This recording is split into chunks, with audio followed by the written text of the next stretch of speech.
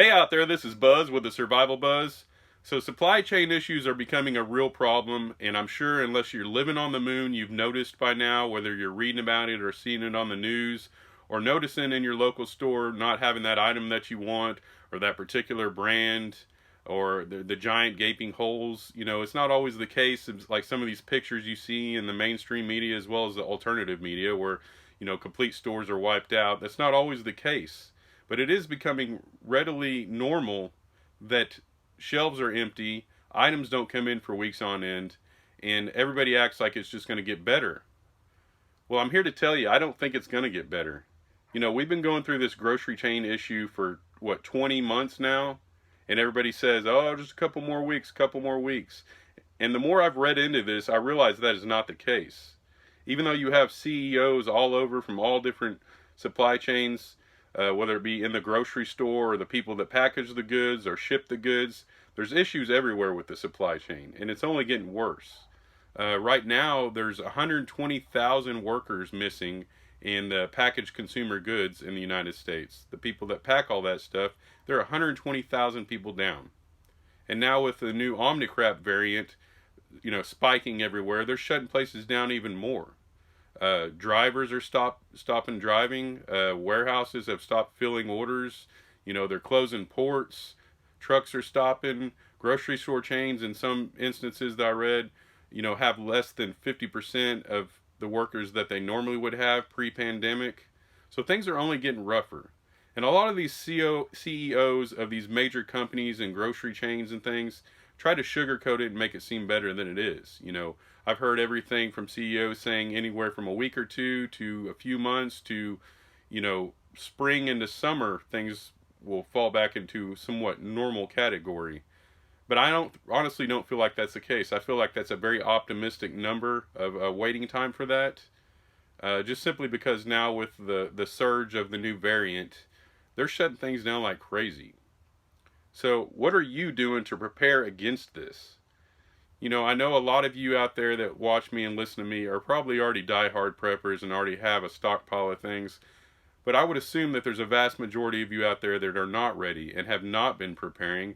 And if you have, it's on a smaller scale than me or a lot of other people. But I'm here to tell you, now's the time to put the pedal to the metal and speed up with this stuff, because you're not going to be able to prep for too much longer. These items aren't going to be there for you to stockpile very much longer. And there's a lot of people out there that want to blame preppers and people like us that are prepared for cleaning out the aisles, when how has that ever been a problem before? I'm here to tell you that there's been preppers for a long, long time doing this. And up till the supply chain issue, nobody batted an eye. But now that, trucking costs for a lot of these fresh produce people out in, California and on the West Coast that deliver everything to the, Central America all the way to the East Coast, a lot of those freights and stuff have doubled, if not tripled in some situations. So things are only going to go up from here. You think things are expensive now? Wait till all this new variant stuff boils over to the point that they're shutting down factories and telling people to go home in the grocery store. I mean, they're already doing those things, but it's only getting worse day by day. I don't know about where you live, but if I go into the big city, people are freaking out and panicking. It's like mask central out there. And not that I have a problem with masks. If you want to wear a mask to make you feel comfortable or make you feel like you're not hurting other people, by all means, go at it. It's not for everyone. I don't want to wear a mask, but hey, have at it if that makes you feel better. But it's obvious to me that people are panicking and freaking out there. And the more I go into the grocery store, it doesn't matter which one, whether it's a Walmart or a local store, I'm starting to notice a lot more foot traffic. And this is the time of year that's a little bit slower in the grocery industry. Now everybody's trying to eat healthier, so we sell more produce and things like that. But as far as the grocery store goes as a whole, this is the slowest part of the year. So to go into a store and see the parking lot full of people and just people buying stuff like crazy, I think the panic has already set in, honestly. And it's only going to get worse from here now that you have the mainstream media whipping up all these stories and freaking people out, not only over the new variant, but now food shortages and empty shelves. So you better take the time to go out and stock while you can. I'm not asking you to go in debt. That is the last thing you want to do at this point. But if you have the means, if you have the funds, I highly suggest that you go out and buy extra things that you need.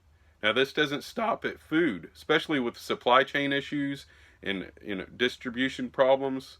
You want to go out and buy everything that you use, whether that be toothpaste, shampoo, mouthwash, Advil, you name it. Go out and get it now, because those things are going to get harder and harder to get. And for some of you people that rely on certain over-the-counter medications and stuff, that stuff might not be there for a while. And there might be giant gaps in the amount of time that you can get that. So I would suggest at bare minimum having, 3 to 6 months worth of those things that you use on a normal basis. So just a heads up, if you think things are getting better, I honestly do not feel like they are getting any better. They're going to get worse and worse and worse. So stock up while you can, people. Now, if you like what you hear and you want to help support this channel, there are ways to do that down in the description box, as well as if you would like to contact me with any information or questions or even suggestions for my channel, there's ways to do that down in the description box as well. So like this video and subscribe if you like what you hear, and I will catch you guys on the flip side. Later.